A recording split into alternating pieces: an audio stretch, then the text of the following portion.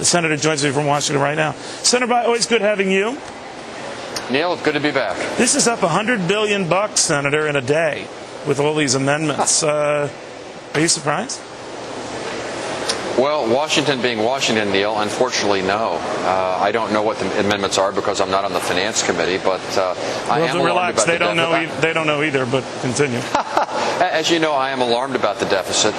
This is bad for our country economically. It's unfair to our children.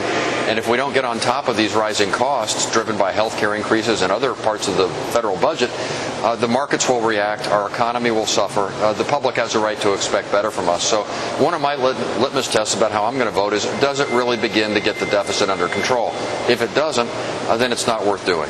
So you think some of the efforts that are made here to do add-ons to get votes, that unless they're deficit neutral, in other words, they don't add to the deficit, or at least Max Baucus can prove that they don't add to the deficit, you wouldn't vote for it?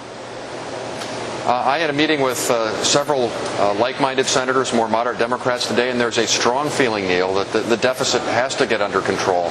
Healthcare has to be a part of that. And one of the virtues, I'm not familiar with all the details of Max's original proposal. I'm kind of watching it as it evolves. But one of the virtues was the Congressional Budget Office did say it began to get the deficit down. That's a good thing. So if you spend a lot more money and it starts driving the deficit up once again, that is not where we want to be. I see. So, Senator, if you don't mind crassly handicapping this for me, I mean, it's always been a given, sir, that you're going to have most Republicans in the Senate, if not all, with the exception of potentially Olympia Snowe, against this. But that all Democrats will be for it. The way you're sounding, that's not a gimmick. What do you say? Well, it depends what the final bill says, Neil. If it focuses on getting costs under control, both for families and small businesses, starts getting the deficit down, deals with some of the things that rightfully bother people about the current insurance practices, pre-existing conditions, lifetime caps, things like that. If we can deal with that to make insurance coverage more stable and secure for people who have it, it would be a step in the right direction worth supporting.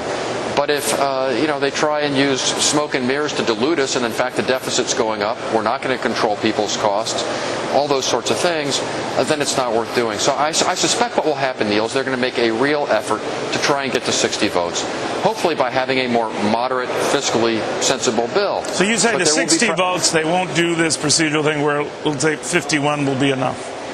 There are a lot of reasons why they're going to want to do it with 60 votes, and that means they're going to have to take a more practical, right, moderate approach. But if that fails, then I think they'll decide, well, heck, then we may as well just go further off to the left. It may be, at that point, turn into a big spending bill, and they'll try and ram it through with 50 votes, and they'd lose several moderate Democrats. That's very interesting. Senator, thank you very much. Always good seeing you. Thanks for coming on. Good to see you, Neil. Senator